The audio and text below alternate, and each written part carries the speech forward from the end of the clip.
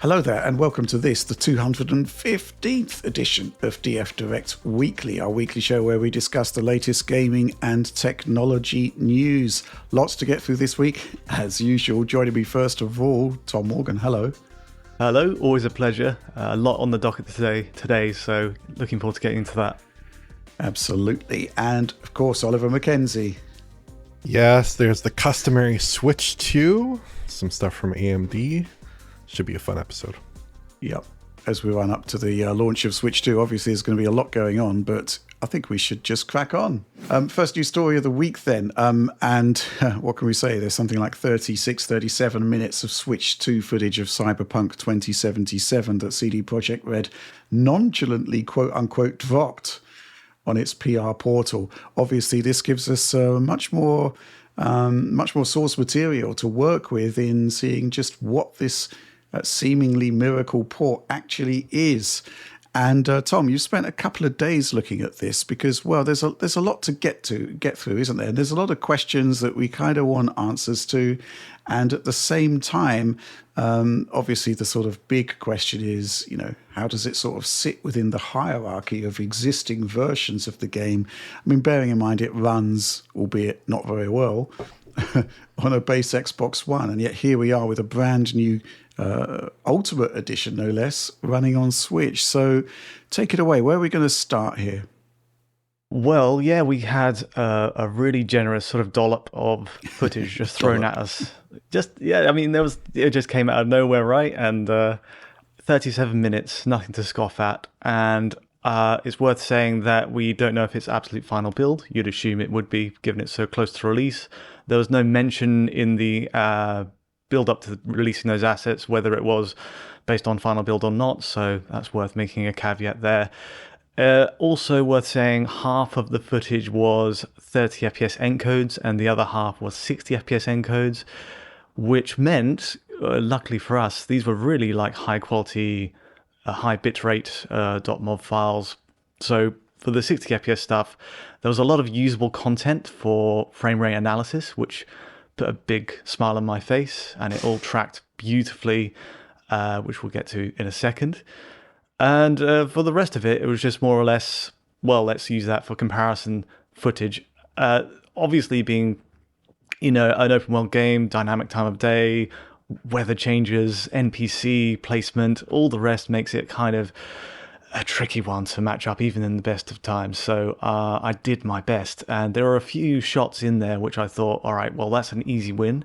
The first one being, so I tackled PS4 first versus Switch 2, and the easiest get was the Maelstrom's mission, which we've used a lot in our own coverage back in the day. Like it's this one, pretty much one of the first ones where a gang deal goes awry, and you have a really nice close-up of these NPCs and Jackie and a couple of the gang members.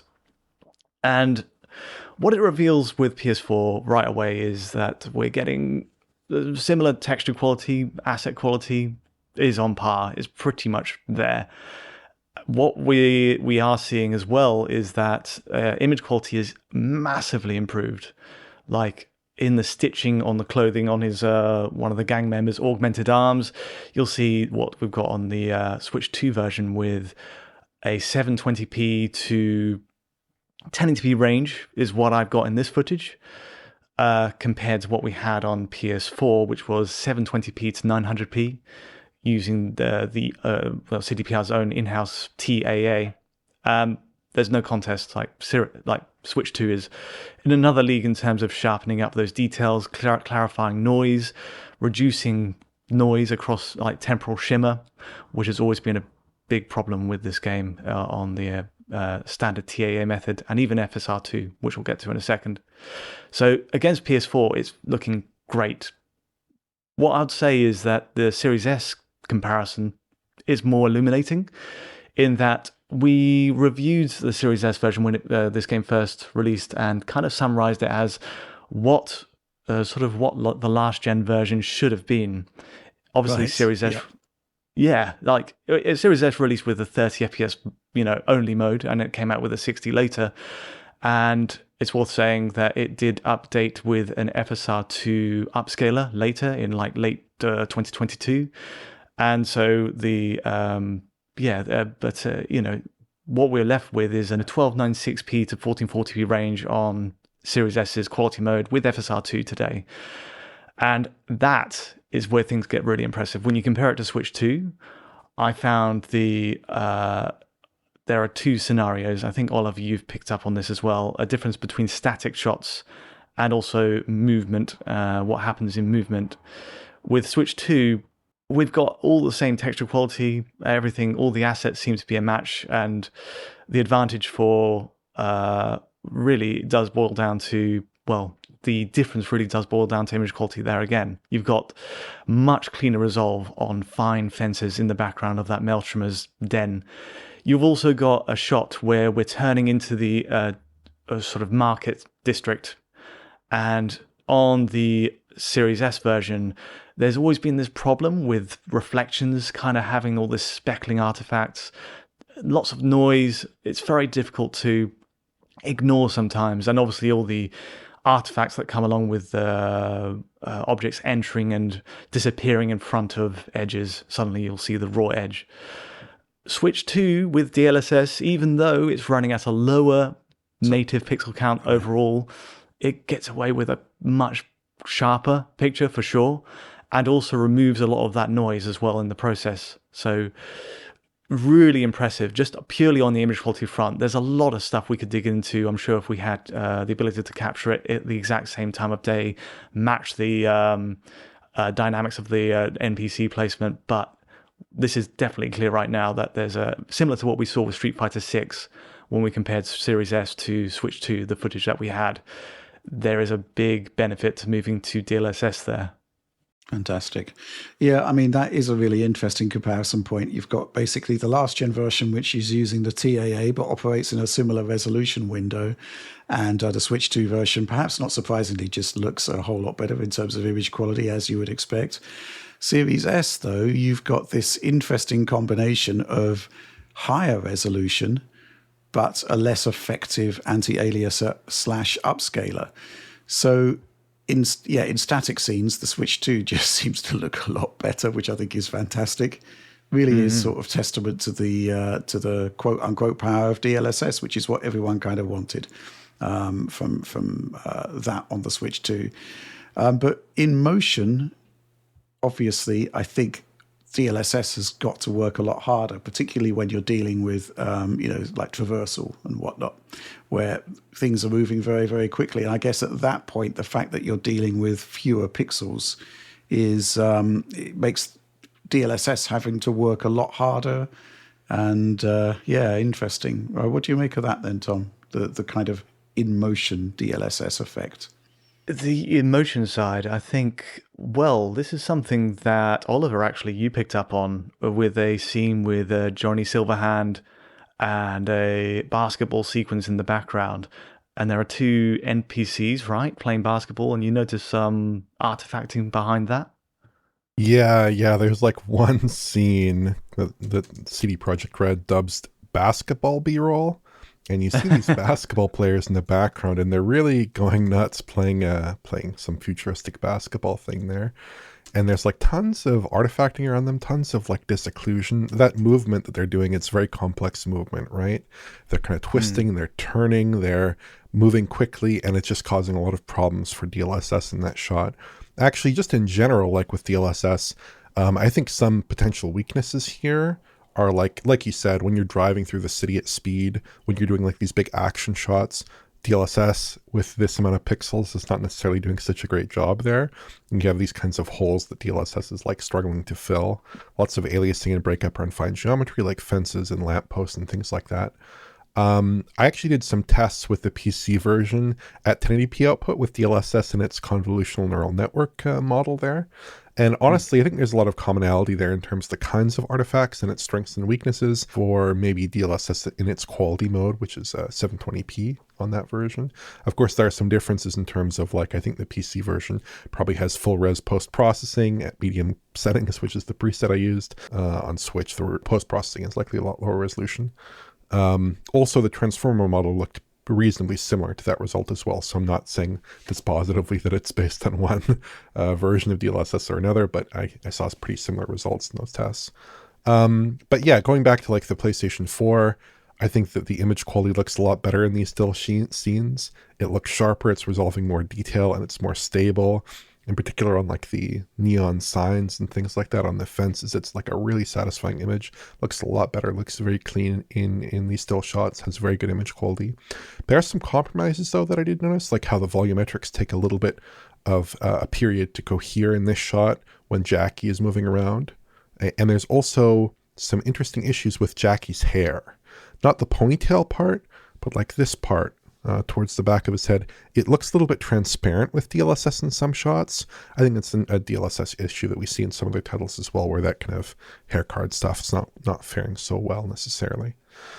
So yeah, I mean, overall, my impressions are pretty positive here, especially when you look at like the Series S. That is pretty surprisingly equivocal. I'd want to see more for sure, and I would expect that in some scenarios, the image quality story there would be a little bit more favorable to the Series S. If we had some more action shots, some more driving shots, perhaps that's going to be more favorable to the console with a vastly higher pixel count. But in general, it does seem like, this is a comparable enough experience in a lot of senses. So that's very satisfying. I guess my only concern there would be something like performance here, because it's dropping frames while driving in particular. That seems like a really big stress point in this title. It's also a big stress point on last-gen consoles. In portable mode, maybe that's not as much of an issue because that's a smaller screen. You've got VRR.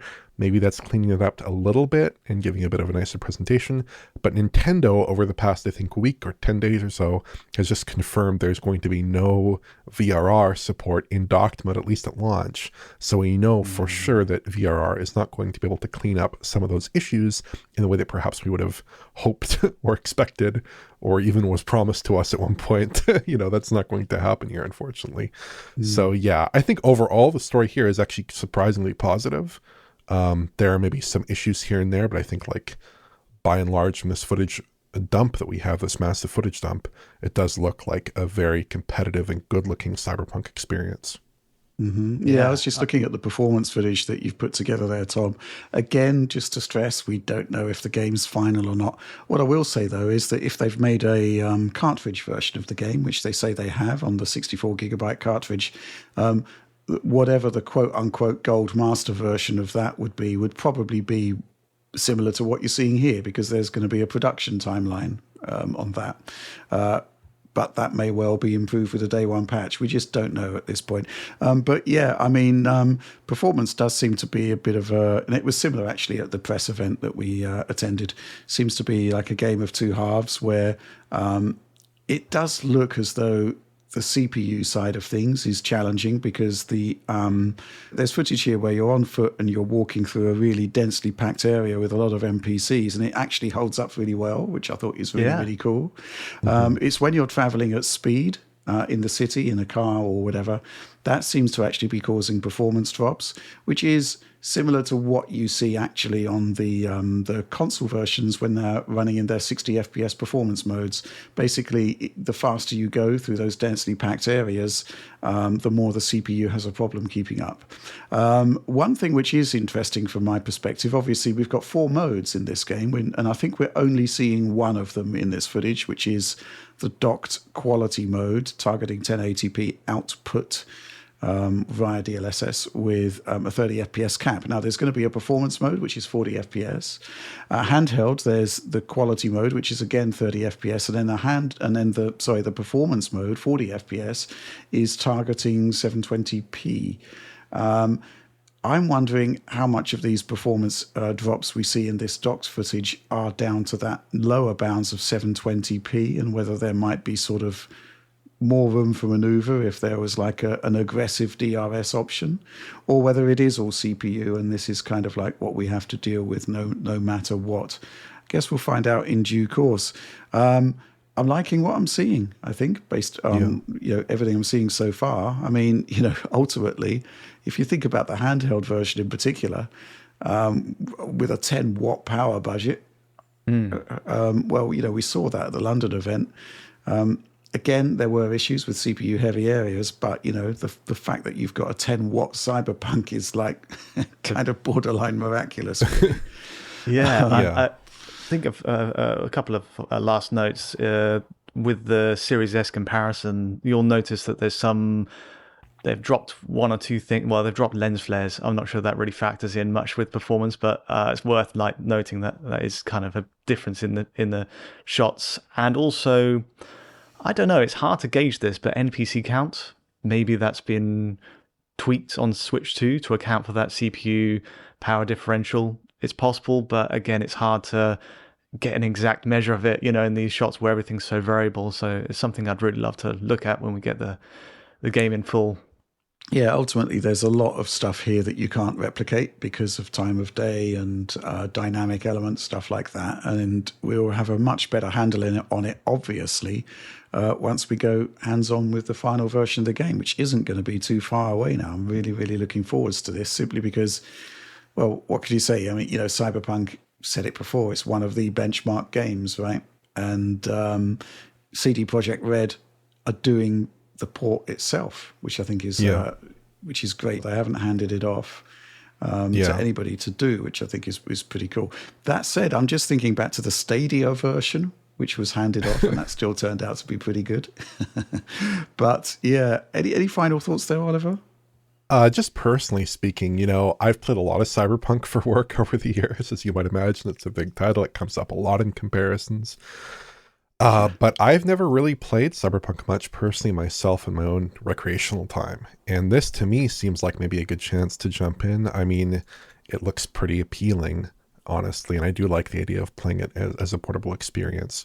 I guess the question is, how good is that portable mode? That's kind of a recurring question with Switch 2 software, because we don't have a firm idea of really how very many games operate in portable mode at all, because we don't have direct feed capture from very many titles outside of maybe Star Wars Outlaws. Oddly enough, perhaps that was handheld capture. But the fact they're talking about a 1080p 30 FPS mode, i.e. targeting 1080p with DLSS, and a 30 FPS update on Switch 2 in portable mode, that does raise some questions though, because what would the internal resolution there be potentially? Is it going to 540p, maybe even lower? Is that going to be kind of a satisfying visual experience, especially in some of those more challenging moments in terms of the motion in any given scene, really stressing out that upscaler there?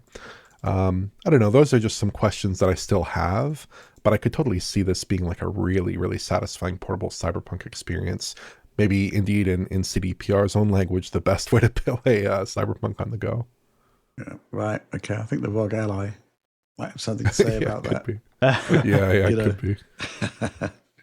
We'll take them at their word. Certainly the best 10-watt experience. I shudder to think what that would be like on the Rogue Ally. Can you imagine that, whatever? I mean, the Rogue Ally, if you're getting like an hour of battery life and it weighs like 50% more than the Switch 2, I'm not sure that's 100% a fair situation, but I would agree there. Yeah. Obviously, I mean, this is one of the key games that we're going to be all over once the Switch 2 launches, because it's Cyberpunk. But with that said, Oliver, I've got to say Star Wars Outlaws is still, I think, going to be the game where we're going to see the hardware really put through its paces, because Cyberpunk, it was scalable. There were last-gen versions, but, we've said it before, with Outlaws, there wasn't. So, yeah, interesting stuff ahead, I think. Anyway, let's move on. Okay, it's Computex week. Computex in Taiwan, the big tech show. It's happening. And AMD actually kicked off its keynote by concentrating on games, not so much on AI, which I think is fantastic. Well, from our perspective, certainly. And they've announced the RX 9060 XT.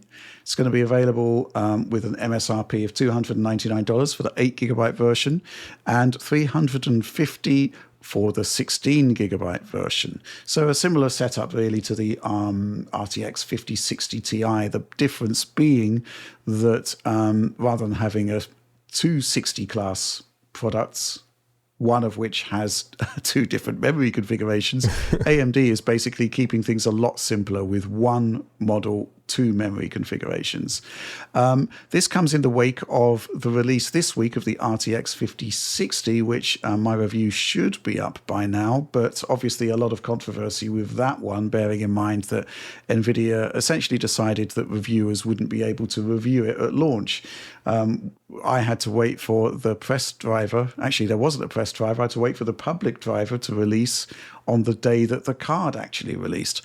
Lots of controversy with that one. I guess the question is with the RX 9060 whether AMD is going to sample that 8 gigabyte version or whether I'm going to need to buy it. But I suspect the 16 gig, regardless, will be happening. Oliver, curious what you think about the specs for this one, because, well, here's my sort of take on the entry level for enthusiast graphics cards. It's been kind of moribund, so to speak. The 3060 wasn't a great card, but did have a decent amount of VRAM. The 4060 was proportionately better, but then they cut down the VRAM from 12 gigs to 8 gigs.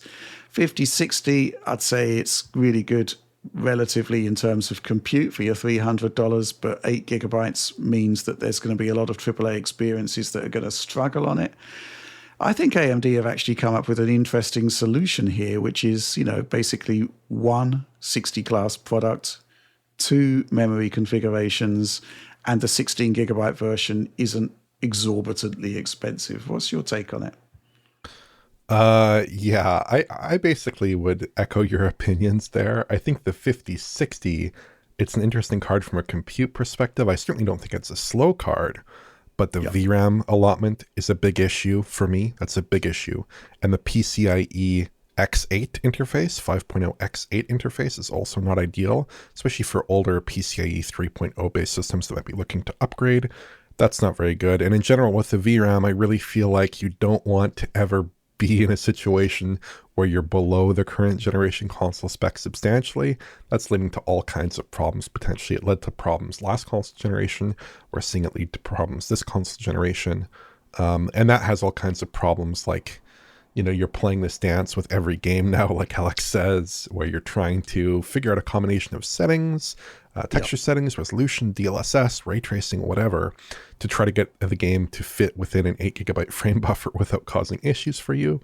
That's potentially a big problem. But I would also say here, potentially in NVIDIA's favor, that not everyone is playing AAA, and there's probably a good story to tell here for like esports titles, games that will easily fit within 8 gigabytes of VRAM without causing any issues.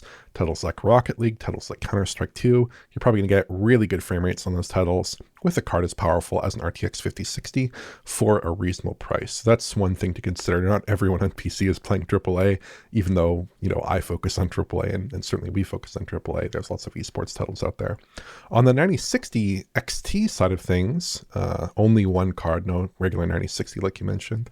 I like it a lot. I'm really happy that it's a full X16 interface in particular, because that means good scaling on older systems. It means it's going to be a good upgrade for older systems, for used systems. That's a great entry point for PC gaming. And it's hovering around that current generation console spec, perhaps, substantially beyond it when you start to apply technologies like FSR 4 in the mix. That could be quite compelling there. At least at $350, because I'd probably ignore the 8 gigabyte card.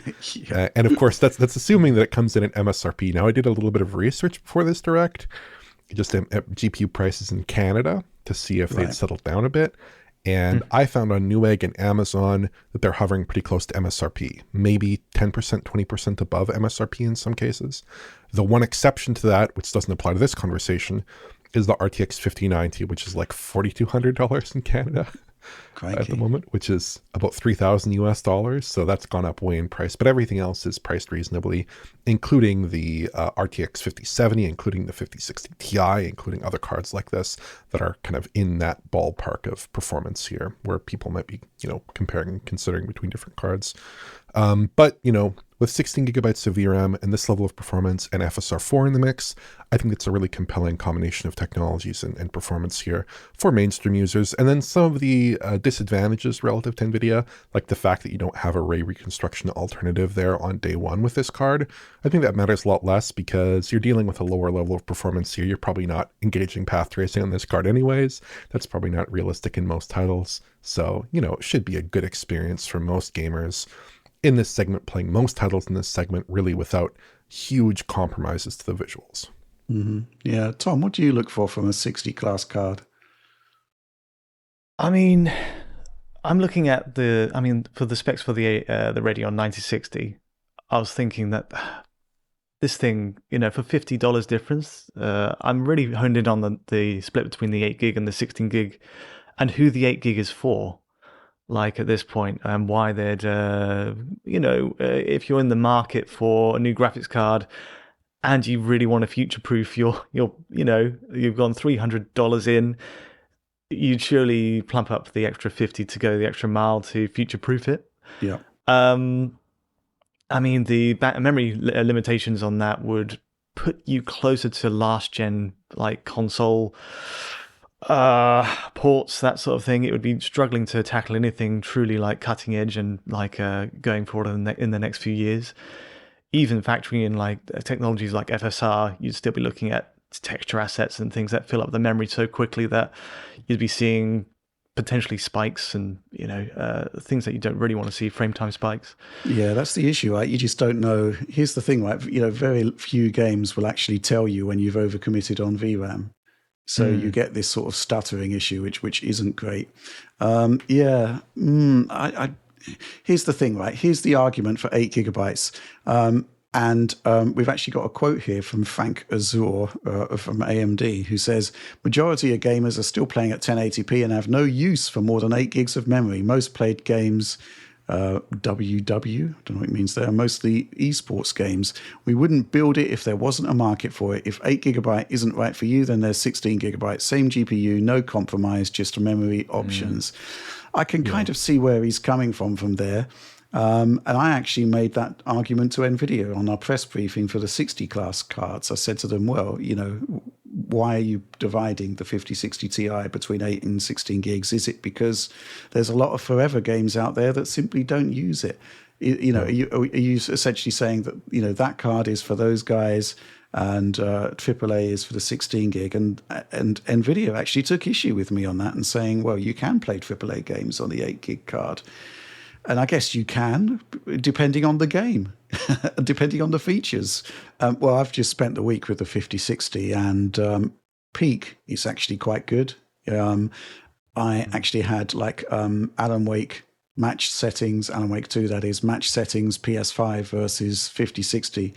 Part of this might be down to RTX mega geometry being included, but it was 35% faster in our classic benchmarking area, 35% for a $299 product. I think that's pretty fantastic.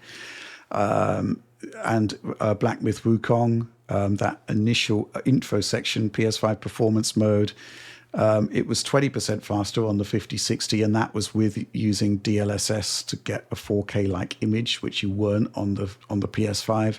So peak conditions, that 5060 is actually really good, I would say. The problem is, of course, when you're dealing with games that require more than 8 gigabytes of memory. And there are other problems. When I did testing on a PCIe Gen 3 bus, all hell can break loose in some scenarios. I don't know why, but it's really not good. And I also tested with a 3060, which is a PCIe Gen 4 card, and it didn't really lose any performance between PCIe 4 and 3. So, and that's the benefit of having a full-size PCI Express interface, which the 5060 and the 5060 Ti don't have, but this 9060 does have. So in terms of a lot of the annoyances that I had with the 5060, well, it looks like the 9060 is addressing them, which I think is pretty awesome. Obviously, we're going to talk about this in a moment. AMD is still behind on features. I think the major stumbling block, which was the quality of FSR, has been addressed with FSR 4, but the support and take-up is still an issue. But they're going to get there eventually. And certainly they're making big strides in the hardware side. I think that the 9060 is going to cause as much problem for NVIDIA's 60-class products as the 9070 caused for the 5070. Based on what we're seeing, maybe the benchmarks when the cards come in will be different. But I think getting the hardware side more competitive is great. It's going to take time for them to get there on the software side. But, there's a lot of good decisions going on with AMD and RDNA 4, and I'm really wishing them well for this upcoming launch. And I'm really looking forward to seeing what these cards come up with. 8 gigabytes, not so much, though. I can kind of see what Frank Azor is saying, but at the same time, 8 gigs, they launched the RX 480 with 8 gigs, God knows how long ago. And the concept that a more expensive card still only has 8 gigs. I guess there's a lot going on here in terms of inflation that we're not factoring into that, which makes the 350 16 gig model look even better even. But even so, I do think we need to move on just generally. And I think a 60 class product should be able to match or definitely exceed what a current generation console is doing, certainly when those consoles are 5 years on at this point. There shouldn't be any compromise, but there is, and it's VRAM. And we need to kind of hope that they address that. Hopefully at some point those 3 gigabyte memory modules will turn those 8 gigabyte cards into 12 gigabyte cards, which I think would solve the issue. But maybe that's going to happen like next gen. Who knows at this point? Point is, though, NVIDIA put out a 12 gig card in 2020, 2021. And so it's a bit demoralizing to go back to 8 gig on the following 2 generations. But let's see what happens next. But yeah, certainly very welcome announcement from AMD. And I'm really looking forward to going hands-on with the card because I love it. I love to see the 60 class, the cheap cards producing results that you don't expect. And it's actually really, it's really simple to get those results. You just look at what the consoles are doing. Forza Horizon can run at 4K 60 on a 5060 with DLAA. That's pretty awesome, I think. Anyway, more on that soon. But with that, let's move on. We're going to be sticking with AMD and their Computex keynotes because they announced FSR Redstone. It's a project that essentially attempts to see AMD achieve feature parity with Nvidia in terms of the feature set. So, ray reconstruction or ray regeneration, as it's known here. Neural radiance caching, I think that's another aspect to it. FSR frame generation, AI frame generation, that's also happening. Oliver, curious about your thoughts about this, and we've got a few supporter questions that we should address on that, but let's get your take first. Yeah. I'm very interested in the FSR Redstone collection of technologies with the ray regeneration, with the neural radiance caching, and with the machine learning based frame generation. But I am a little bit skeptical, I will say, based off of some demos I've seen in person and based off of some demos that AMD has decided to show the public as well. We had a demo of a kind of temporal upsampling ray reconstruction like technology at CES 2025. And it didn't really resemble ray reconstruction in terms of its quality. There was definitely a level of upsampling going on. There were machine learning type artifacts, but it didn't really resolve a totally coherent image at rest. And I would say it was kind of like clearly, in my view, it was like a work in progress. It was like they're trying to iterate on this to move towards something that's competitive with ray reconstruction, perhaps. And then when we saw AMD's Toy Shop demo at the RDNA 4 reveal, I think 2 months ago, and then that's the demo where they specifically mentioned we're using a neural radiance cache and what they described at the time as a neural super sampling denoiser, which sounds a lot like ray reconstruction.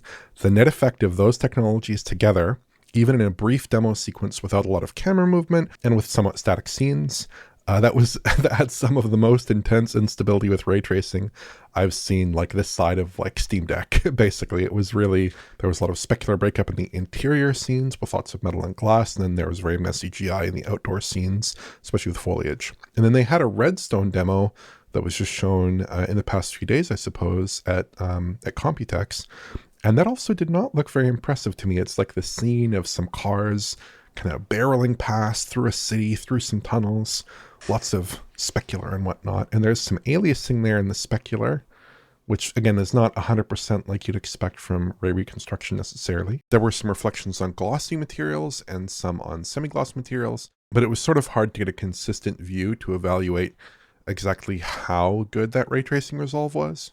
Then they liberally used shallow depth of field to try to obscure a lot of the ray tracing detail. I don't know if that was intentional or not, but certainly from our perspective, it makes it harder to judge the image quality in those scenes.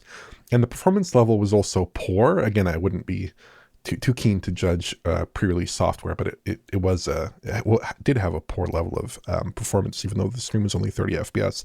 It was clearly well below that. And it was maybe not the most visually compelling demo in general. Perhaps AMD should work with some of their partner games to provide better samples of maybe more representative game content than this, I would have to say. So I would hope that the final version of these technologies produces a more competitive visual result. It's obviously early material and these technologies are still in development, but I have not seen a single demo from AMD from those 3 demos. I've not seen a single demo that made me kind of react in the same way. Even the very first version of DLSS 3.5 ray reconstruction in Cyberpunk, the level of visual improvement there, the level of coherency, the level of lighting response, the level of sharpness and specular detail, and the cleanness in that specular detail, and the stability of the GI presentation, all those things immediately leaped out to me. So I'd hope that this solution gets to that level, potentially in time. But at least so far, I don't think we've seen good evidence that it's at that level. Of course, they have some time to work on it, but I would love to see a demo that, even in a curated sense, showed off something that I would feel could not be done with the traditional, hand-tuned denoiser plus super resolution combo, right? I'd love to see a demo that really showed that off. Well, they're talking about H2 2025 release, which is kind of pretty soon. I guess it's a quite open window, basically a 6-month window. But at the same time, we are expecting to see something quite soon. And I agree with you. We need to see better evidence that these technologies could actually deliver parity with Nvidia, which at the end of the day is what it's all about. Thoughts there, Tom? Well, as ever with AMD Nvidia sort of rally across the tennis court, it feels like it's only good for the competition, only good for us that there is this competition. It's always been the case that one will jump up and the other will match, and the other one will, take different steps in different areas.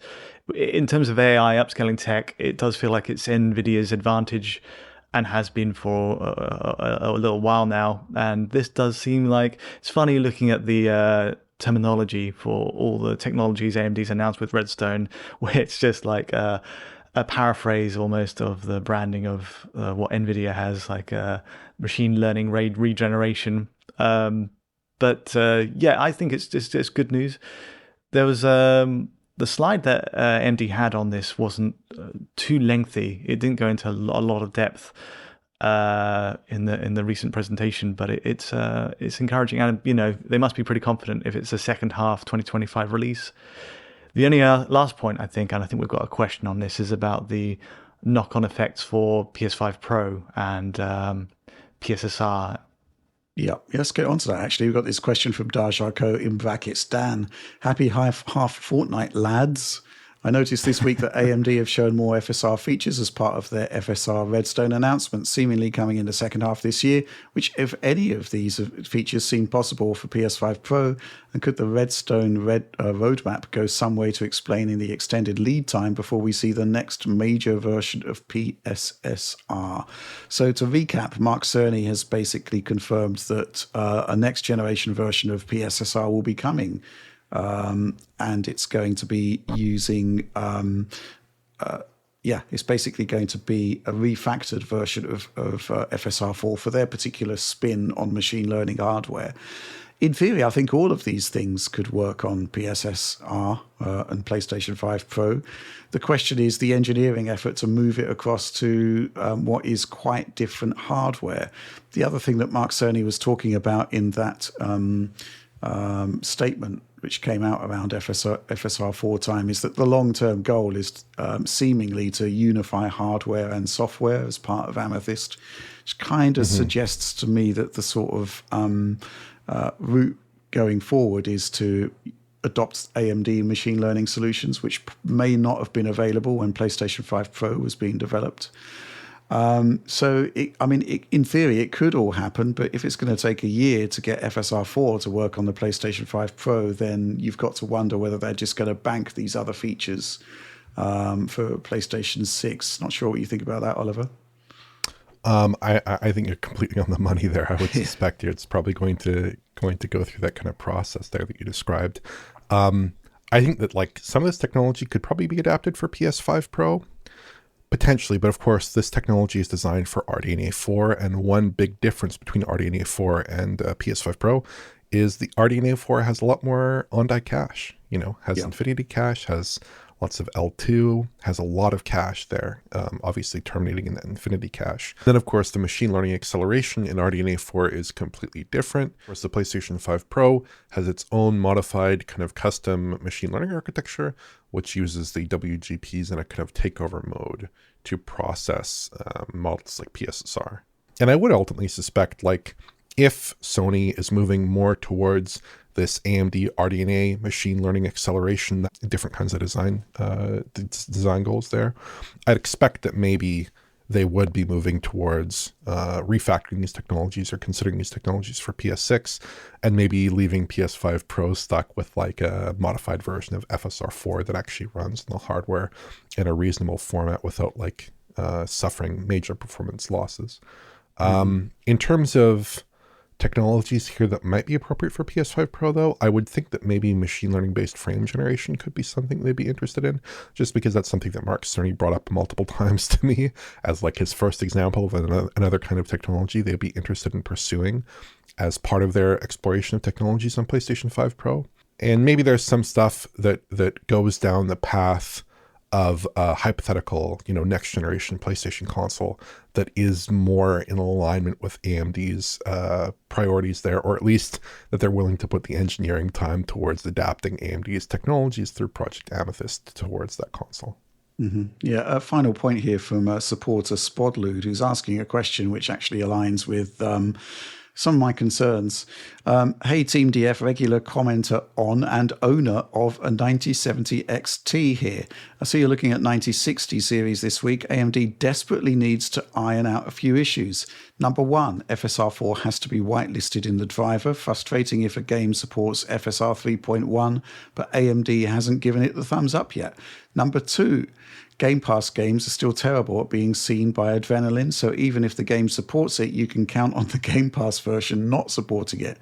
Number three, the number of new releases supporting FSR 4 is pitiful. They desperately need to do more to improve uptake here. Thoughts, gents? I mean, going back to the whole Redstone scenario, which is effectively feature parity with Nvidia, it doesn't matter if the support isn't there. And FSR support, kind of hoping for better there. FSR 3 frame generation support, again, I was kind of hoping for much more game take-up than what we've had. NVIDIA gets there first. They evangelize to developers. They have on-site engineers working with developers in some cases to make sure these features get enabled, and they do get enabled. So there's a big battle facing AMD here, first of all in catching up with NVIDIA, secondly in making sure that those games actually support the same features. We kind of got there with FSR 2, but then, obviously with FSR 4 coming along, we're kind of back to square one. That's a concern of mine. Secondly, NVIDIA aren't just going to sit still. They're just going to continue to iterate, improve, come up with new machine learning based technologies. If my other concern, obviously, with AMD is that they're going to be in a constant state of catching up. Obviously, we saw at the Computex presentation another demo which shows these features in effect.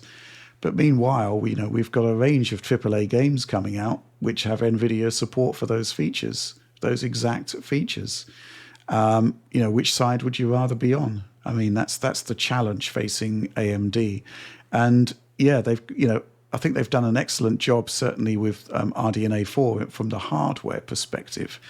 And as I said, I'm really looking forward to seeing a 9060 XT. It could be disruptive in that budget level market, but the support for these features really is key, and I think there's a lot of work to be done there. Anyway, let's move on. So this is something we saw last week. We didn't have time to test it, but we have indeed found time to test it, which is to say that we had a couple of people point out to us that on the PC version of Doom: The Dark Ages, you can enable full statistics, to see what's happening in the game, full performance statistics. And it turns out that you can actually use those same statistics in both Xbox versions of the game. And Oliver, you've done this. You've actually tested it out. You've validated it. It does work. And it's quite interesting, right? Can you first of all tell us how you do this so other people can replicate it? And then secondly, how those performance stats checked out on the Xbox consoles? Yeah, so basically what you need to do is you need to log into the PC Xbox app there and download Doom: The Dark Ages. I had the Game Pass version of the title there. And go into the settings menu and enable performance metrics, and ideally set it to like the ultra nightmare performance metrics, right, which is an amusing term. It just means like the most extensive performance metrics that you can get. And then make sure that game is saved and it syncs to your Xbox. Then load up the game on Xbox, and that settings preset will basically be saved. So you'll have the performance metrics on your Xbox system, whether that's a Series S or Series X in Doom: The Dark Ages. And you have a number of metrics that come up on screen, some more interesting than others. You get a frame rate readout, a frame counter. You get average, minimum, maximum, and last numbers for your total frame time, your CPU frame time, although we can discuss in a moment that's not exactly accurate, and your GPU frame time. And then you have a readout for frame rate, your total frame time, again, not really relevant statistic in some sense, your CPU bound frame time, your GPU bound frame time, and your resolution scale. So I think for me, the most interesting metric there is just GPU time, because it does seem to be accurately transcribed there. And it's usually running very, very close to 16.67 milliseconds, which is no great surprise because they're really aggressively using DRS to keep frame times in check. So it is basically giving you the most resolution at any given moment, the most visual fidelity at any given moment, while still falling within that 60 FPS window. I know there's often a lot of chatter about people who want unlocked FPS modes in their titles that use VRR to give you some performance level that's higher than you'd otherwise get with a VSync lock. But the reality is, like a lot of these titles, they're very tightly calibrated to hit a certain frame rate target on consoles. They're very, very good at doing this. And so, when you remove that DRS, when you remove that frame rate cap, maybe that DRS behavior, if it's preserved, only gives you a very mild performance uplift. I think that would be the case here. So it gives you some insight into how developers are calibrating their games. We see this in some other titles as well. There's the FPS chart as well, which tells you whether the game is dropping frames. Now, of course, on Series X in this capture, I had a lot of trouble getting it to drop any frames at all. I actually could not get it to drop frames as I struggled to when I was testing the game a number of weeks ago. But it does drop frames on Series S in some more demanding sequences, like the beginning of Chapter 6. Then there's the RS chart, which I think is the resolution scaling chart. I tested the PC version as well. It seemed to indicate that RS stood for resolution scaling in that title. And it's bottoming out during heavy combat, in particular in the beginning of Chapter 6, which is a very demanding sequence. And it lightens dramatically. It goes into the green zone when you look up at the sky or you enter a menu. So I think the behavior here makes a lot of sense. It would be cool, though, if they actually showed you the real number, right? Which is actually what we saw when we looked at the developer tools for Spider-Man Remastered, or rather for Marvel Spider-Man 2 on the PlayStation 5, when Insomniac accidentally added that feature in a patch mistakenly and allowed players to explore the developer menu and do all kinds of tricks and all kinds of hacks, and that was very fun. That would be really cool here, because otherwise we just get this readout basically saying like, oh, the game's resolution is pegged really hard, but we kind of know that, generally speaking. It'd be fun to see the actual raw numbers here output by the game, perfectly accurate. That would be very cool here. But yeah, then there are a number of things here that I don't think are very important, like CPU time in particular. I don't think it's an accurate number here. I don't think at all, because it's just always maxed out at the same figures, basically. I don't think it means much. So really, I think the interesting settings here, to me, are the resolution scaling option and the GPU time, which both just basically show that id is pushing DRS very, very hard to try to deliver you a locked 60 FPS experience. And for the most part, across all console platforms, but especially on Series X, they deliver. Yeah. Tom, what do you make of this footage? Well, I love that it exists in the first place, and I think that this should be almost standard practice for a lot of developers to include because it's fairly inoffensive. It's not like breaking the logic of the game. It's just there, like on YouTube, there's a stats for nerds option, which I love. I love to just check out of curiosity, and it's the same for games. I mean, I think our eyes collectively light up at DF whenever we see some sort of hack like this. And I was kind of hoping maybe it'd be something similar to the Spider-Man 2 one, where we had a bit more sort of, a bit more visibility of how it works. Obviously, the res bounds are only color coded in this case, which is a bit vague, but we do know from pixel tests like Series S is going from 900p down to 648p lowest. That's correct. Yeah. So, I mean, it's interesting to see where and when, but a bit more, finesse in the detailing would have been nice. But yeah, at the same time, I just love the idea. I just wish we could have accessed like PC settings in some way through the sort of a back road. Like ray trace reflections was nice on PC and we don't have it on console. So stuff like that would have been really funny to see, but that obviously would have been patched out right away if they caught wind of this being possible. So the CPU stats, as you say, Oliver, look pretty useless. There's not much really going on there except to say it's maxed out. But what's so impressive to me is that the GPU side, and that it really is sitting so flush to hit 16.7 milliseconds, just bang on every time, and it shows how effective the DRS and VRS are in predicting how much GPU load is needed for the next frame. It's cutting it so fine, and I always think it's a bit of a magic trick somehow with a lot of other games using DRS, especially Assassin's Creed, where you can overload the engine by looking up and then come right back down with the camera, and the renderer just isn't prepared for that, and it needs to adjust the pixel count so quickly within like that split second that it seems to not be an issue at all here. It seems to be really optimizing every frame perfectly, which is amazing to see. Yeah. The concept of having PC style settings in a console game, it's an old chestnut that comes up all the time. And Oliver, of course, you're somewhat overwhelmed by some games which have so many different performance modes already. It's not quite the console experience. The concept of having it sort of tucked away somewhere for users to experiment with, I do think that's kind of harmless. And I think in the most games are probably played at the default setting anyway. People probably don't even visit the menu. So yeah, that's an interesting point. It would be curious to see, what would have happened if they'd enabled ray traced reflections and whatnot, bearing in mind some of the stuff that Alex found out by testing the game on the 4060. But I think, there does come a point where you have to kind of accept that a console is a console, and giving too much to the user could be counterproductive. And it also means a lot of further QA headaches for already overworked teams. I'd love to see that on PS5 Pro in particular. I'm sure it could handle it. As Alex said, I think to me, we were DMing about it. It's very, very RDNA friendly ray tracing with the ray traced reflections even added into the mix. I'm sure PS5 Pro could handle that kind of additional strain. Although I think with the other console platforms, maybe you would want to prioritize a little bit more image quality above a nice to have, but not like fundamental to the visuals ray traced effect. Yeah, absolutely. I mean, I just love this just because it's a nice to have. It's almost like an Easter egg, so to speak. I'm not sure if it's intended behavior, but I'm loving it anyway.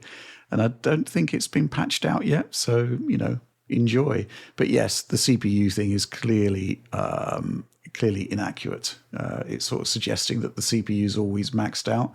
But, that's it. There it is. It's good stuff. Okay, let's move on. So there's an interesting addition made to the Nintendo website this week, which is to say that Ask the Developer, a kind of rolling series of developer interviews, has been updated to volume 18, no less. And it's about Mario Kart World on the Switch 2. And 4 parts to this interview, covers a lot of ground. And I think from my perspective, Tom, one of the most interesting things about it is how long the game's been in development and how, essentially they were originally planning for it to deploy on the original Switch not the Switch 2, but development seems to have switched over to the new console as early as 2020, which would be like when the Switch 2 was actually in development. Curious what you think about that and what you think about the whole interview, really. Yeah, fascinating interview. As always with the Q&As that they run, it's very, very like a lovely formal sort of layout to every one of those. And you can almost feel their, they laugh about it now in the interview, but their struggle to adapt this game and like figure out what the next Mario Kart will be. And there's a lot of tidbits in there, but the top line really was the switch from Switch 1 to Switch 2. Prototyping apparently began in 2017, but they made the jump in 2020 to Switch 2.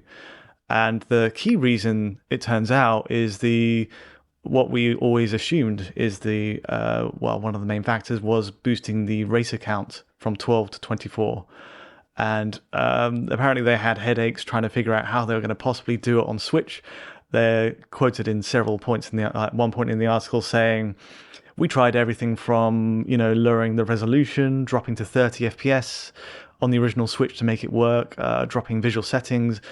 And in the end, we weren't happy with any of those compromises. It felt like too much of a cutback and it didn't feel right to do it that way. The other part of that, which I found very interesting, was the sense of relief that the team felt after having that jump to the next generation. And then they've got this, on the one hand, the relief of knowing that they can get this feature in and that they can do this open world design and have 24 races, which, by the way, was key to making like each race feel packed and occupied because these areas are so big.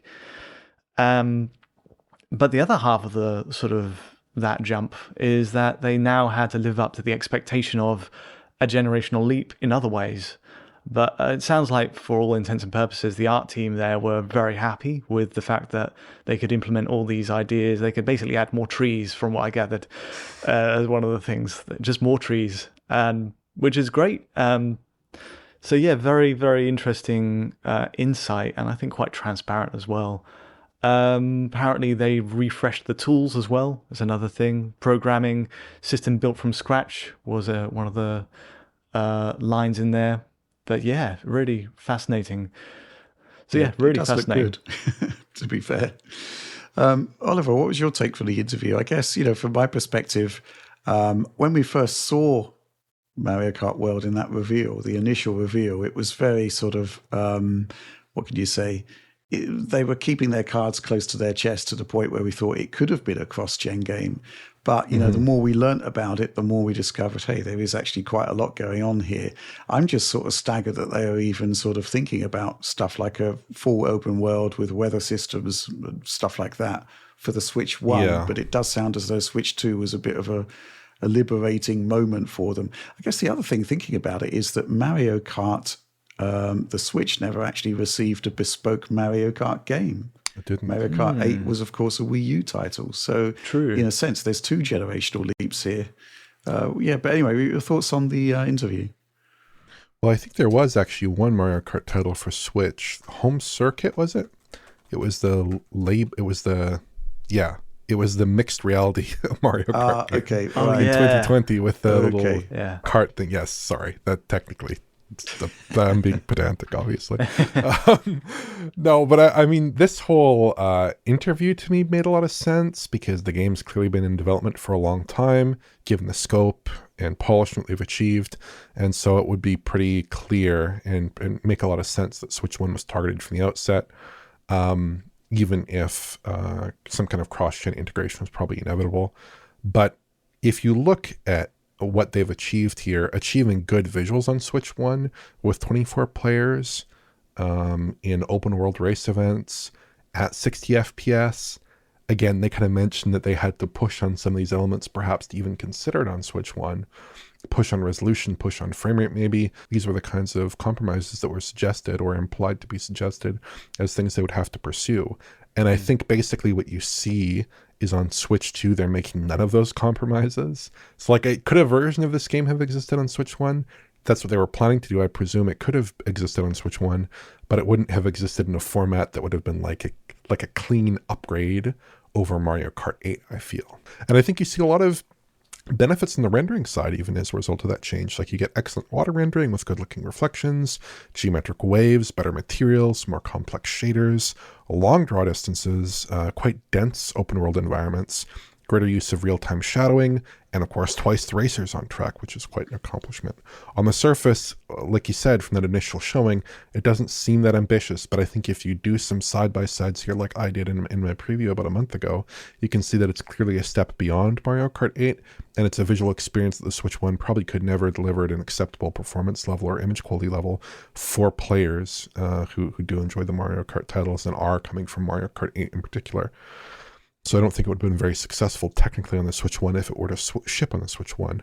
And in general, I would kind of zoom out here and say, I think you can probably expect quite a lot of games like Mario Kart World on the Switch 2, where maybe these are games that you could have considered possibly running on the Switch 1 at low frame rates, at low resolutions, these kinds of compromises.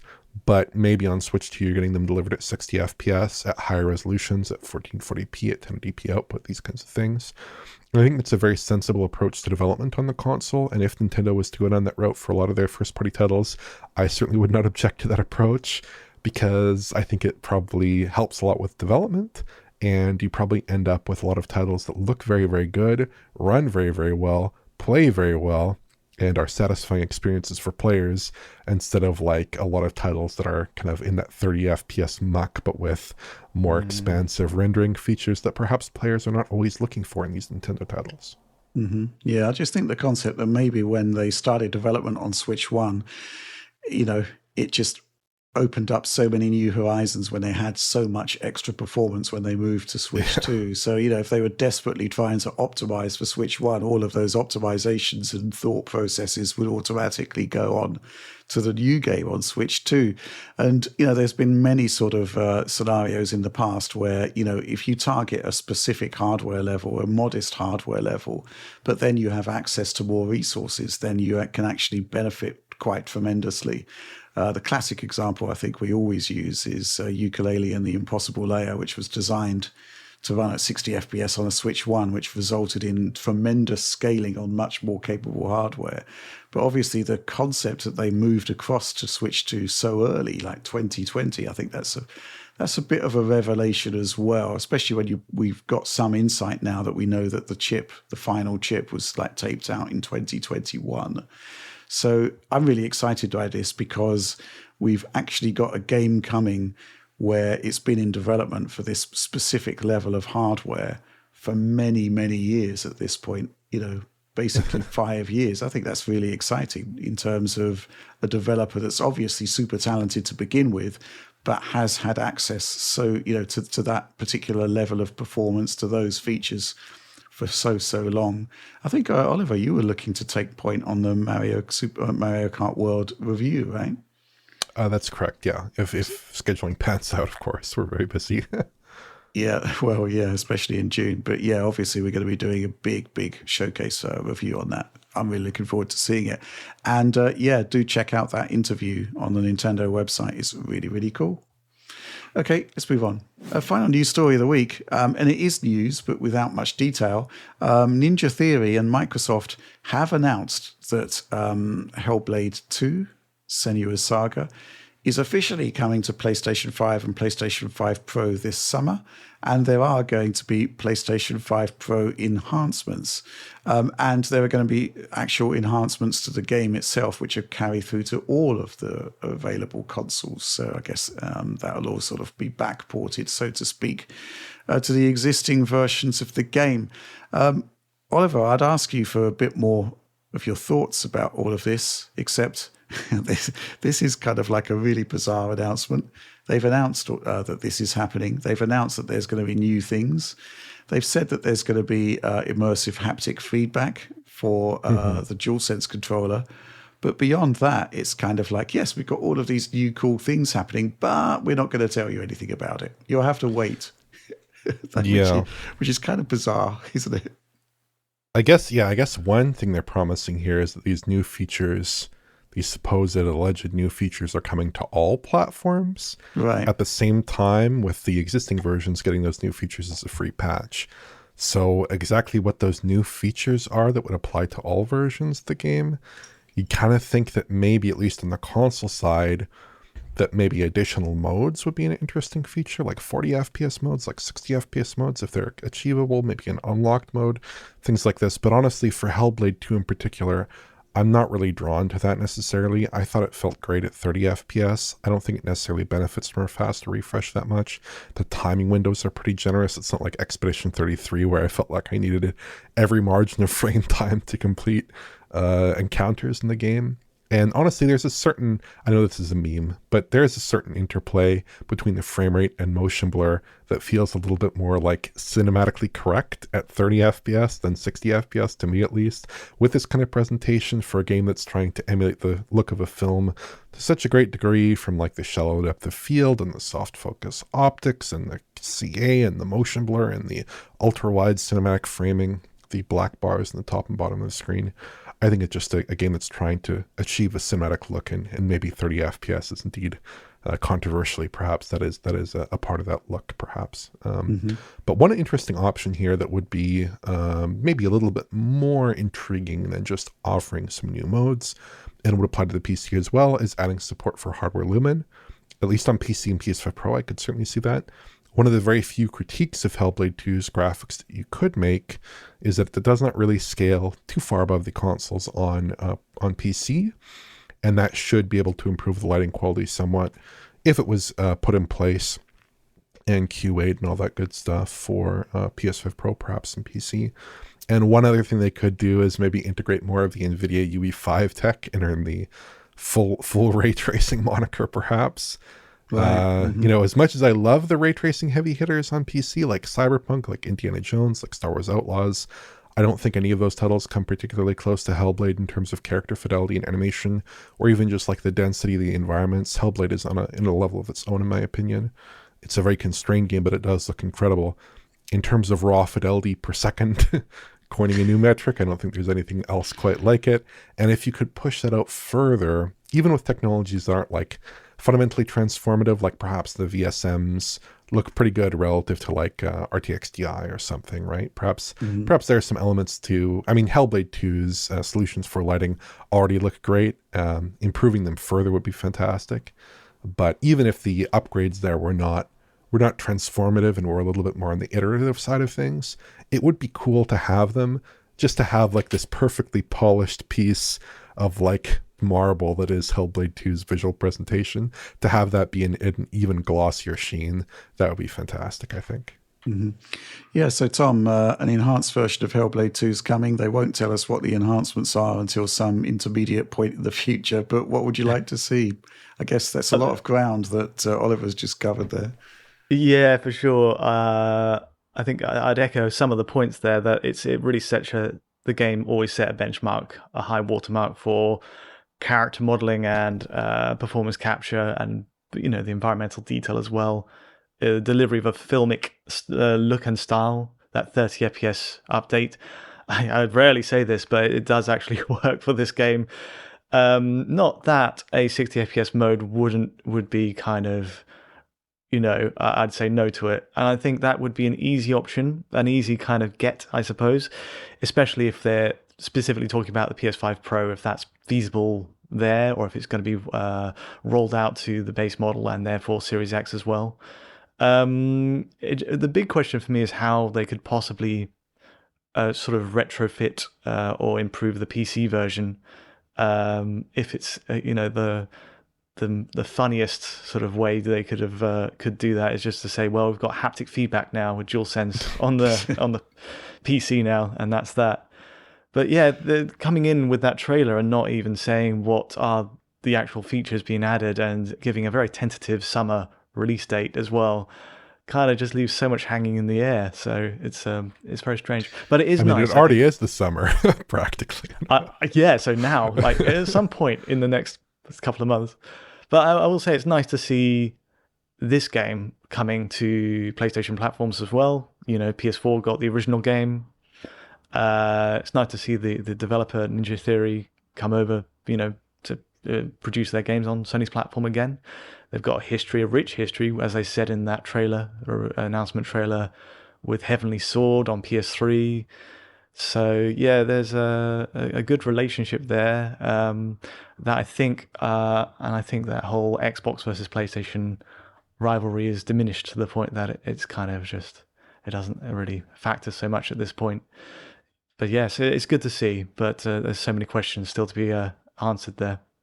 Yeah, absolutely. I think Oliver had a lot of good ideas for Hellblade on PC specifically there. As to whether they actually happen or not, who knows? But yeah, I'd certainly like to see hardware lumen or even path tracing on that. But it would preclude the other versions of actually enjoying that feature. But, it's such a showcase. It's a bit of a shame it doesn't have it in that respect. Beyond that, I just have no idea what they're planning. 60 FPS seems obvious, but also kind of superfluous. We did actually do some simulations back in the day about whether they could do it or not. And, they can just by tweaking resolution. I think there was possibly some CPU problems that they would have had. Maybe they've moved it onto a more modern version of Unreal where those CPU issues are less of a problem. But, it's all guesswork at the moment because we've got this announcement trailer, which basically announces it's coming this summer, which is basically almost now.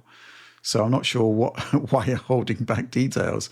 There was a similar thing also with Forza Horizon 5 on PlayStation 5. It was like, okay, we're doing it at some point in the spring and there will be enhancements, but no, we're not going to tell you what they are. Which was kind of weird, but... One last thing that did come up in the comments quite a bit, not necessarily tech related, but a lot of people want a physical release for this game.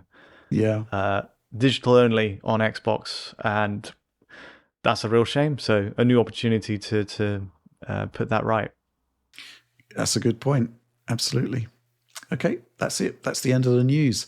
And we're going to move on now to Supporter Q&A, which is the part of the show where every week I post on Patreon asking our supporters to basically respond to the topics that we're raising in this week's Direct and to pose their questions. And we're going to start off with this question, somewhat topical, from some guy person. Get straight to the point here. Have you guys been shaken down by Nvidia for your graphs, not comparing multi-gen frame rates versus other cards without multi-gen, like Steve from Gamers Nexus has? Nvidia clearly stepped out of line threatening him, and I'm wondering if Nvidia threatened you guys for anything as well. Yeah, I watched Steve's video, and what can I say? We've not been threatened at all. I don't know really what's going on there, because the concept of a company demanding the content of your review is totally unacceptable, and they've never done it with us. Maybe because we do actually cover the technologies, but we don't really cover it in the same way as our other benchmarks. We basically still have apples to apples benchmarks for good or for bad. I'm not sure whether it is a good idea in the age of the feature, so to speak, but that's what we do. And then we have DLSS 4 benchmarks in its own separate section. And those sections do need to be different for various reasons. But I just think that ultimately frame generation, multi-frame generation specifically, is still kind of like a value-added feature at the moment. It does have utility. It can produce good results. But I think they should just, there's no reason to put it in your standard benchmarks. The concept that Nvidia threatened at Gamers Nexus to do that I find kind of baffling, because we don't do that and we haven't been threatened at all. And I think a lot of other people are not doing it either. I mean, are they threatening everyone?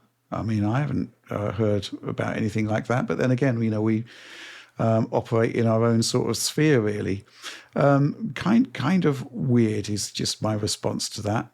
One thing which I did find quite alarming, and maybe I've got this wrong, but they seem to be saying in that video that that they're recording their conversations with Nvidia. I just think that's sort of indicative of a complete relationship collapse.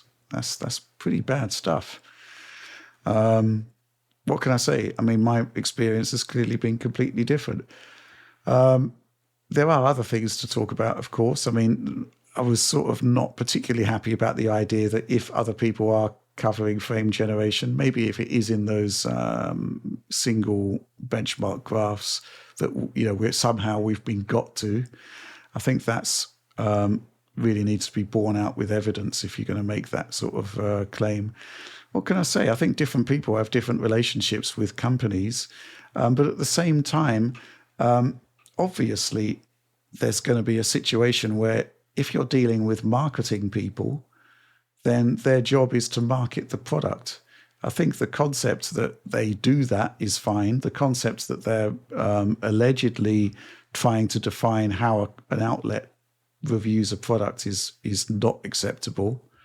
So I'm just sort of baffled by this whole thing. And I'm going to be really interested to see how it all resolves. Because as Steve said in his piece, this is like scorched earth territory on this.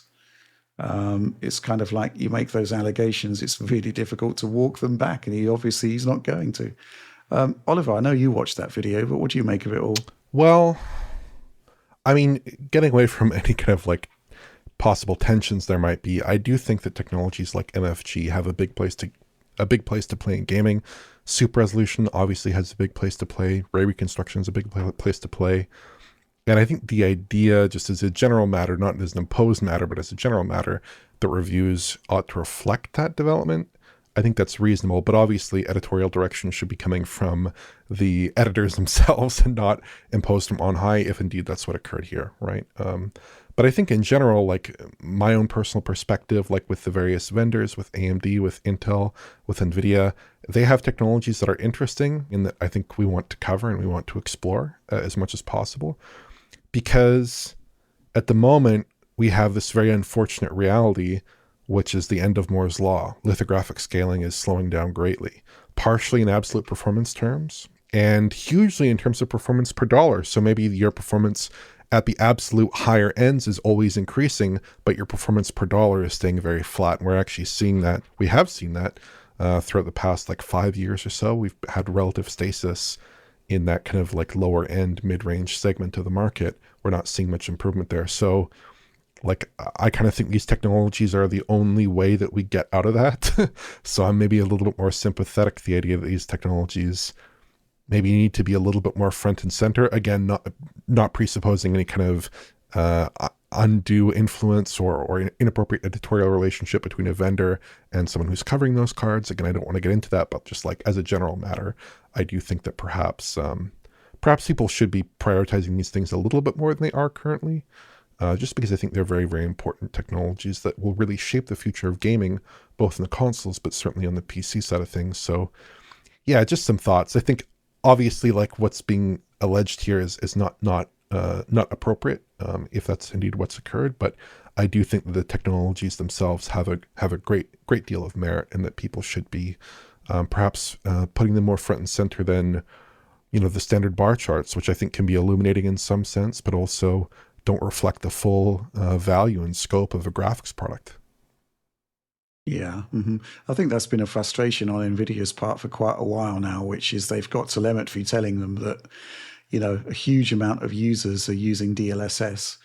And then, all of the reviews are basically ignoring DLSS and, or at least downplaying it. It's really tricky, but at the same time, I still think the idea, even the suggestion of trying to, a marketeer trying to define what's in a review shouldn't happen. And the strength of the PC space is its diversity of opinion and data. And, ultimately, if you want to find out something about any given product, the fact is that it is going to be out there because somebody's going to have tested it, because there's just so many outlets out there doing so many different types of coverage. And I think that's fine, Obviously, though, there comes a point where, you just can't ignore technologies like DLSS. And at some point, it's probably going to be the same with frame generation as well, because it is an enabling factor, and we're going to be seeing it in so many other different areas, primarily the consoles. That's going to be definitely happening. And it also enables stuff like path tracing. So, yeah, it's a tricky one, but ultimately nobody should be exerting pressure on an outlet if that is what happened. But at the same time, marketeers are marketeers, and they do want to have their products covered in their entirety. But, it's entirely down to the outlet as to whether they take on board that point of view or not. That's ultimately it. I don't really have too much more to say about this, but I just find it, this sort of crisis point that seems to have been hit with Gamers Nexus kind of shocking, because we don't have any kind of issues like that with Nvidia. And it's not as if they tell us what to do or anything like that. I just find the whole thing a bit depressing, to be honest. But anyway, let's move on to the next question. This one from Horsell. Hi, DF team. Did you hear that Xbox might be working on an Xbox emulator for Windows? Is this a solution to carrying the digital library forward? Could it signal that the traditional console experience is coming to an end? I guess PlayStation will follow suit at some stage. What are your thoughts? So here's the key thing here, Tom. In order to keep people within the Xbox ecosystem, Microsoft has got to allow digital purchases, and I would hope physical purchases actually, to carry forward to future hardware. And at the same time, we've got hints from Microsoft saying that the future is actually Windows/PC. So on the face of it, Horsell's contention here seems to be bang on the money, right? I mean, you've got to have some sort of Xbox emulator layer to run Xbox games on whatever an Xbox happens to be in the future. Yeah, it's the challenge of that really depends on how far it's backdating, right? To do 360, it also helps that Microsoft is the one at the helm of the emulation. They know the architectures in and out, stemming back, to the OG Xbox 360, Xbox One. So I think there's always a challenge with emulation versus native running of games, where it's easy to do get your current gen system in the console space, let's say, to easily run natively run the previous generation's software. But anything prior to that, for the benefit of trying to keep things, your technology in your console cutting edge, you're always having to ditch certain architectures and certain parts of the console. We saw it with the PS3 to PS4 and then PS5. And at that point, when it's 2 generations behind, it always benefits to go kind of like, it's a tricky situation, but you've got to go emulation, right? And it's tough, but I think no one's better positioned to do it than Microsoft. They know what they're doing in that space. And it's whether they have it's not always as simple as making an emulation layer. They also have to R&D some of the games, most of the games, optimize, make sure that they're all running as they should, sometimes on a game-by-game basis. And so it's not it's going to take a lot of work, I imagine, unless they're very smart about how they engineer it and rethread these games to make, say, 360 back-compat titles run as well as they should on, like, let's say, an Xbox-style PC in the future. It's the same with the PlayStation side. I think Sony have had the harder road there with PS3's exotic architecture coming to bite them in the back a bit. But I think we're slowly seeing progress, even unofficially, with RPCSX3, in terms of what's unofficially possible. So again, it goes back to what the knowledge is within the companies that they can kind of use to really push these emulators forward. Oliver, what's your thoughts on this? I mean, emulation has got to be the way forward for Xbox as a platform if they're looking to diversify what an Xbox actually is, right? Yeah, I mean, with emulation, I think for OG and 360 titles, absolutely they need to have some emulation going on there. But for series titles, I'd presume that at least for like the quote-unquote next generation Xbox, they could rely on hardware backwards compatibility, and then the next generation Xbox would be AMD based. Of course, if you're talking about like generic PCs being able to emulate Series X code, now we're getting into like much more complicated stuff that I would guess that Microsoft is not really willing to wade into at the moment. Maybe at some point in the future, but not at the moment. But in terms of like this whole question, I think this is a solution for Microsoft because, the console business has not worked out tremendously well for them this generation. And moving towards something that's maybe more of a PC focus is something that could work, or at least its conditions for failure aren't quite as punishing, where you're not having to build out an entire ecosystem in quite the same way as you would with a Series X or a Series S. Maybe it's a little bit less of a lift on the Microsoft side. This person also asks about if Sony will follow suit. I don't really think they will in terms of having this level of expandability to PC and software emulators on PC and things like that. I'd expect those features would at least show up on like PS5 or PS6 first. But I think Sony is fairly committed to like buy the box, get the games. If you have Windows, wait 2 years and we'll shovel out a port or something. It might be a good port, might not be such a good port. I think Sony is fairly happy with that model. And ultimately, why wouldn't they be happy with that model? They're massively profitable this generation, much more profitable than they've been in any prior PlayStation console generation. They have very good sales this generation, neck and neck with PS4, just about neck and neck with PS4 if you adjust the timelines to, start and stop at the same times there. It's a very competitive product. And from their perspective, nothing is wrong with the console business. From Microsoft's perspective, things are wrong with the console business. But from Nintendo's and Sony's perspectives, they're having a great time. So I don't think Sony will change too much. Yeah, I think, yes, there's going to be some sort of emulation layer for Windows that will allow you to access your digital library on PC. So I don't think OG Xbox is going to be a problem at all. Xbox 360, I don't think that's going to be a problem at all, bearing in mind they got PowerPC CPU emulation running on a really not very good x86 processor. Things start to get tricky when you look at the series consoles, as you say there, Oliver, because the level of horsepower there is significant. You'd need to have a pretty good PC in order to run it. And yeah, just this concept of bringing over the Xbox virtual machine onto PC, the most modern one, I think that's going to be really challenging, but I think they'll get there. I think they will do it. I think they've got to do it almost. I don't know if there's some sort of workaround that they can do there in terms of, basically trying to figure out some way just to allow access to the existing PC versions of those games, which would solve the problem in a quite a graceful manner. But then again, you would want to bring forward stuff like your old saves and whatnot, which you wouldn't be able to do under that model.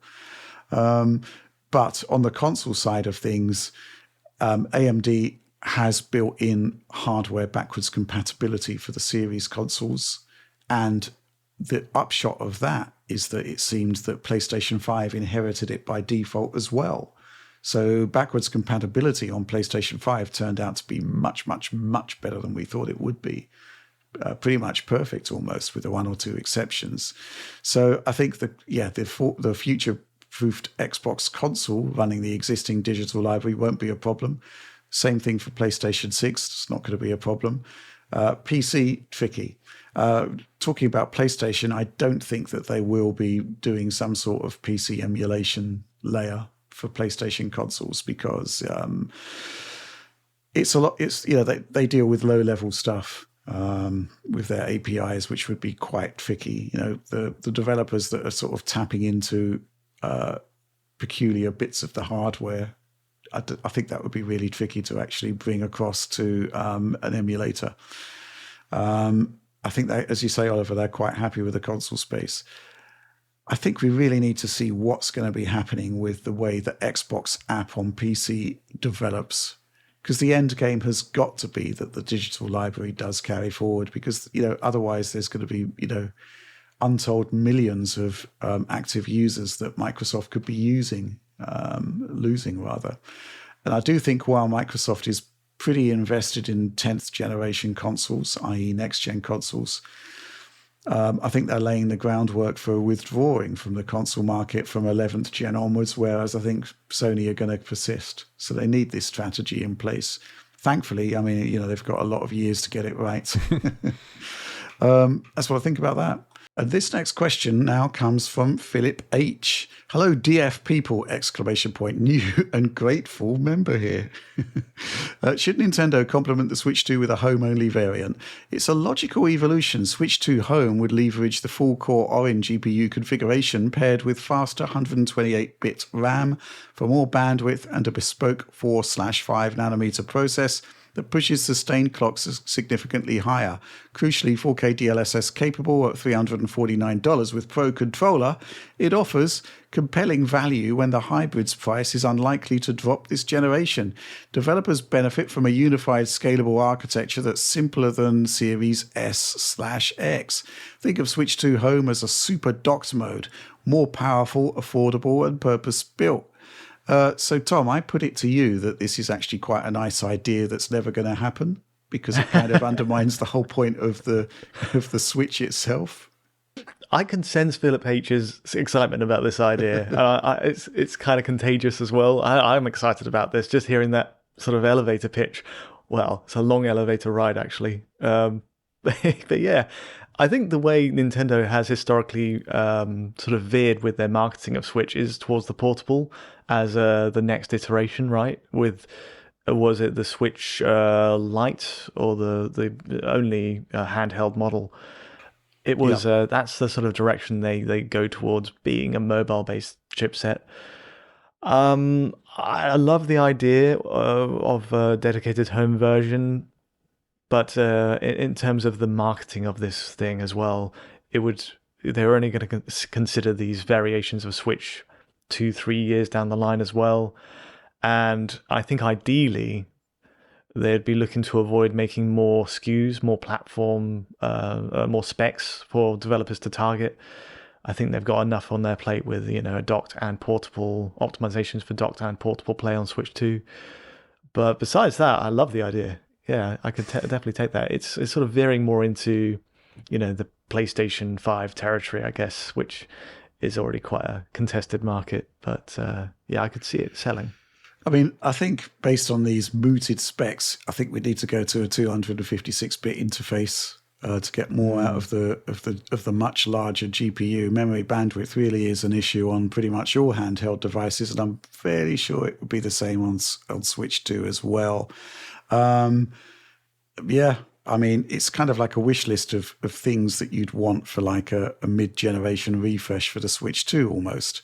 But I think ultimately the whole point of the Switch is the fact that it is a hybrid console that fulfills both roles.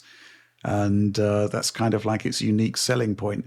It kind of like, this is like a variant of the second GPU in the dock argument that we often hear about, or mooted idea.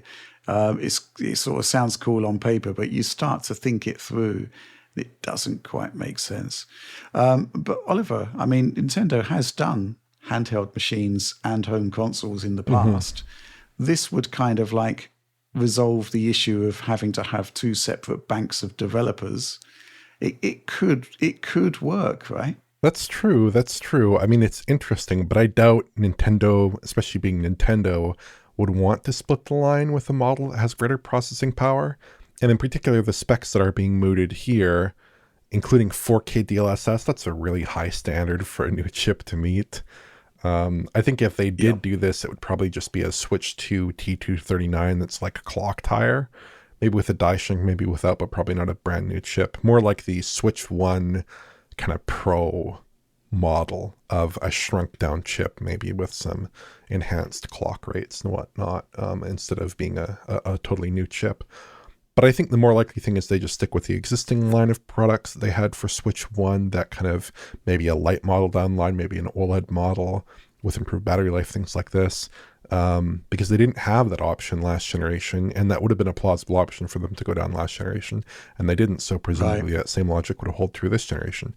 But I will admit there is some nice symmetry, the idea of like a Switch 2 in the middle, and then a Switch Lite on the one end in only portable mode configuration, and then a Switch 2 like home console on the other end with like a more extreme performance configuration and only home console play. The prospect of a boosted GPU would be nice, though I think that if you were to go down the T239 route, that it would only be a clock bump on the cores probably there, because the T239 memory controller might be limited to 6400 megatransfers per second speeds. That's a common theory. And I don't think Nintendo would boost the CPU by that much either, especially given the fact that they keep it so relatively static between portable and docked mode already. So if they did do this within like reasonable bounds, I would not expect a big performance boost. And honestly, I think that Nintendo would just rather not introduce that like third configuration. I think that's something they're probably not inclined to do. I think the other thing, of course, is that Nintendo famously, since the GameCube era, has not been concerned about performance, really, in terms of the hardware makeup of their processors. In terms of their software, they're actually right on it. But when it comes to the hardware, they've kind of like stepped back from the console arms race and done something different. Worked spectacularly well with the Wii, collapsed horrendously with the Wii U, but then Switch comes along and it's a brand new concept that resonated and kind of demonstrated that you can actually do something different. It doesn't need to be cutting edge silicon, and it can be really, really great. And it also sort of highlighted, as I've said many times, the concepts that developers work with the resources that they're given, and often produce some fantastic results that seemingly defy the level of the hardware. So yeah, really nice idea. I'd love to see it, but I don't think it's going to happen. Let's move on to this question. It's from Alan, the famous Alan from the Discord. Hi, chaps. With rumours abound that Red Dead Redemption 2 is coming to Switch 2, is there a danger that Switch 2 could become a dumping ground for last-gen games? As good as Red Dead 2 and Cyberpunk 2077, etc. are, what about quote-unquote new games? Perhaps Switch 2 could be the go-to system for smaller indie games. And with Switch 2 coverage taking over for now, are there any smaller indie games you want to shout out? I'm currently enjoying The Precinct. I'll tell you what, Tom, I don't particularly care if the Switch 2 becomes a dumping ground for last-gen games, because it kind of presupposes that there won't be new Switch 2 games that are original and unique, when we know that that is going to happen. But I certainly think that the third parties see this as a new market for existing games, and I don't particularly have a problem with that. No, it's absolutely fine. Fair game. And an easy win, I think. Well, not to speak on the development costs of making the port over, but it's a ready-made game, popular franchises that can be transported over. And it makes sense in the short term in terms of power spec. You look back at the original Switch, we had a lot of 360, PS3 sort of era titles make the jump over there, like Skyrim, LA Noire, that sort of thing. And it seems to make sense that for now, we get the best of the best from PS4, Xbox One. That seems fine. And the developers then build themselves up to maybe challenge themselves with, ports of what we might be seeing on PS5 and Series X in a different form, tweak settings. But I like the idea of a last gen perfected rather than current gen sort of compromised in the console space, which is what we might see as we go on. And, there'll be compromises with Switch 2 compared to PS5 inevitably with a cross-platform release like that. But it's, I'm more than happy to see Red Dead 2. And the other benefit, of course, is that we never had the chance to play these games in quite this fashion, as a portable machine, a portable Nintendo machine. Playing Red Dead Redemption 2 will be a bit of a revelation, I think. That'll be amazing. Yeah, Oliver, dumping ground for or against? Yes, I don't think the dumping ground is a problem. I think the dumping ground is great. The fact that on day one, on June 5th, in 2 weeks, you have a bunch of big third-party heavy hitters already hitting the platform. Cyberpunk, Hogwarts Legacy, Street Fighter. I think that's great. I think that's great. I think PS4 games still look quite excellent, quite often, in my opinion. Even though these are older titles, the level of visual fidelity they're offering is oftentimes still quite attractive and quite competitive with a lot of newer titles. They offer very compelling gameplay. And I think these games are new in some sense, like Tom said, in the sense that they're portable games now, or at least they can be portable games. That's the kind of classic Switch spin, in that people are often willing to buy games on Switch, even though it is a lower performance platform, because they have that portable experience. Because the Switch and the Switch 2 are comfortable, lightweight, low wattage portables with decent battery life that offers a lot of flexibility that other platforms can't offer. And myself, I've definitely double dipped quite a few times on Switch 1 just because of that increased flexibility and that increased enjoyment that I can have playing a game in bed or on the road in environments where you can't really play a traditional console game, even where like a device like the ROG Ally or a Steam Deck is much heavier, right?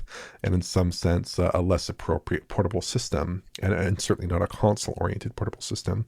There's a lot of benefits, and I think it's great. Like titles like Elden Ring are coming down the line as well. I think it's a great development for Switch 2, and I don't think it's a bad thing at all. Mm-hmm. Yeah, and those original games are still going to come, as are the indie ones. I can't point to any particular games because I don't have a huge amount of time to play games at the moment.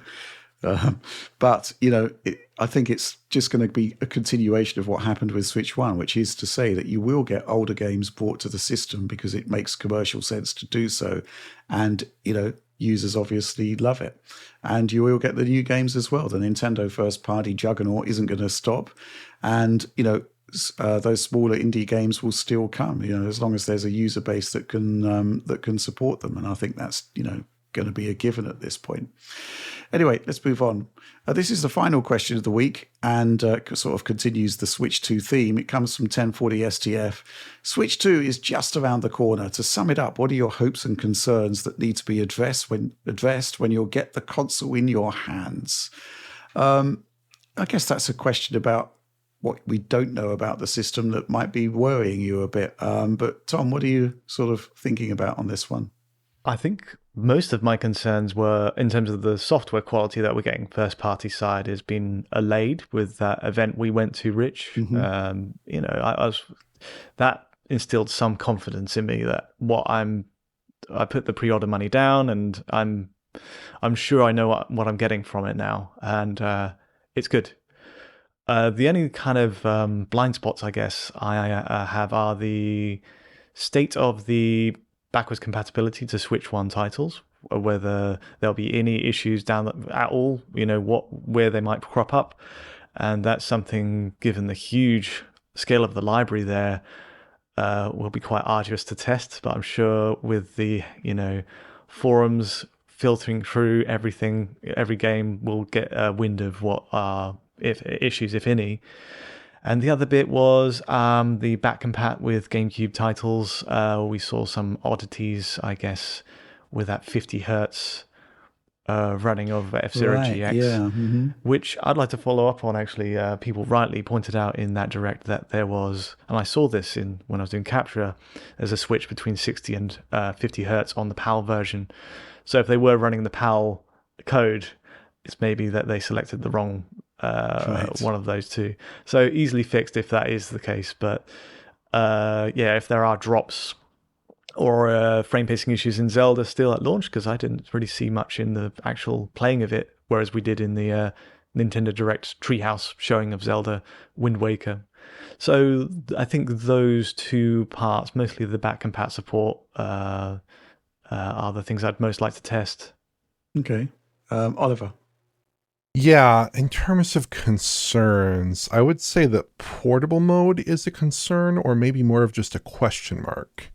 Because if you think about it, if games are doing a reasonable job of hitting 1080p docked, whether native or with upscaling, that doesn't necessarily bode too well for the portable mode hitting similar resolution figures on a 1080p panel. Because the portable mode has about half the GPU clock, or about 56% of the GPU clock, and only about 2/3 the bandwidth of the docked mode in that portable mode. So relative to Switch 1 at launch, at least with the launch GPU frequencies, Switch 2 has a higher proportion in portable mode of the docked GPU clock, but a lower proportion of the docked bandwidth. And then weirdly, of course, this higher CPU clock, which is slightly enigmatic, but perhaps has some utility there. So exactly how that shakes out, I'm not sure. the fact that the screen is a 1080p panel as opposed to a 720p panel is a little bit annoying, perhaps for some games that are a little bit more boundary pushing and could possibly hit a 720p target, might really struggle to hit a 1080p target. But again, I just want to see those portable experiences and see how they actually fare. In the longer term, one concern would be how well the Switch 2 fares by the mid-generation mark, when PC gaming handhelds are more common perhaps, and critically when Sony and Microsoft are likely to have their own handhelds out in the market by like 2027, 2028.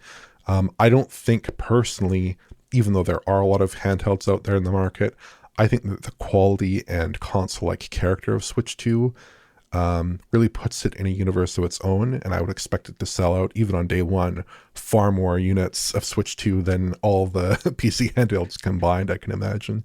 Yeah. I don't think that it has much competition now in terms of what people are actually looking for in a gaming handheld, but when Sony has their own portable PS5 console out, their own portable PS5 concept of a console out, does it take some shine off Switch 2, and especially when like SteamOS is everywhere and all these other things that we expect to happen over the next few years. In terms of hopes, I'm just hoping and kind of begging for different ports to the system. So I'd love to see some big JRPGs from Square Enix and Atlas. I'd love to see a Final Fantasy XIV port to the system in particular, that MMORPG. I think that would be really cool. I'd love to see some ports from Microsoft. Doom the Dark Ages would be at the top of my list in terms of titles I'd like to see. I have like 190 odd hours played on Doom 2016 on Switch 1, so I really do like those Doom games in portable mode on Switch. I'd also love to see Halo Master Chief Collection, and possibly like Forza Horizon 5. Maybe that would not work so well without the analog triggers, but that would be a very cool title to see as well. I'd also love to see Nintendo bring a lot of really high quality GameCube software to the platform. I'd love to see titles like Burnout 2 perhaps, or Mario Kart Double Dash, those games. I'd also love to see them bring Wii titles into their emulation catalog at some point. Obviously that has some controller issues, but there are certainly some games like Mario Kart Wii, for instance, which don't present any compelling controller issues that could be played with a traditional controller without issue, and many titles only have some level of Wiimote functionality that could actually be integrated into the game with like a touchscreen input or a thumbstick input or something, or a gyroscope input, right? There are lots of alternative controller methods for Wii, and I would personally be disappointed if by the end of the generation, Nintendo did not have some level of Wii emulation on the device. So yeah, just a few thoughts there. I think my outlook is mostly fairly positive here, but I would like to see portable mode. I would really like to see portable mode operating in a good state in a lot of software. Yep. I agree with all of that from both of you. I think the thing that I'm actually hoping and concerned about is battery life. The fact that you've got essentially a 20 watt hour battery in there, and they're saying a minimum of 2 hours battery life, does suggest a 10 watt cap for complete system throughput, which is not a lot of power, and certainly not a lot of power when you've got an 8 nanometer processor. So yeah, the idea that you've got this minimum of 2 hours battery life, is that really the case? Are there going to be games that actually push the GPU hard so you actually get less than 2 hours of battery life? I'm really interested to see how all of that pans out, because, you know, Cyberpunk, for instance, just as we saw from the footage earlier, you know, there does seem to be the case that GPU is being pushed hard, CPU is being pushed hard. Is that operating with a 10 watt power limit? And it's not just for the processor. I mean, that would be quite an impressive feat just for the processor alone. That 10 watt power budget has got to include the screen, an HDR screen, no less. It's got to include the memory, the storage. You know, there's a lot going on within that 10 watt power budget, which makes me wonder whether the 2 hour battery life thing is true or false or dependent on the game. I'm really looking forward to finding that one out. But otherwise, yeah, there's a lot of hopes and concerns, which I guess we're only going to be able to figure out once we actually go hands-on with the system. But that was the final question. So therefore, the end of the show. Please do like, subscribe, share on the off chance that you enjoyed it. Ring bells for instant notifications, allegedly for you, and just algorithmic boosts potentially for us. Please do consider the DF supporter program crucial importance at this time. early access to DF Direct Weekly and the chance to help shape the show. And of course, high quality video downloads, everything we do. We also put out a bulletin every week about what we're going to be up to. And we're kind of ever present on the Discord. So yes, it's a chance to actually interact not just with the community, but with the staff as well. Super proud of the DF supporter program, so do join us there. But that's all from us on this one. We'll see you next week. And thanks for watching and supporting Digital Foundry.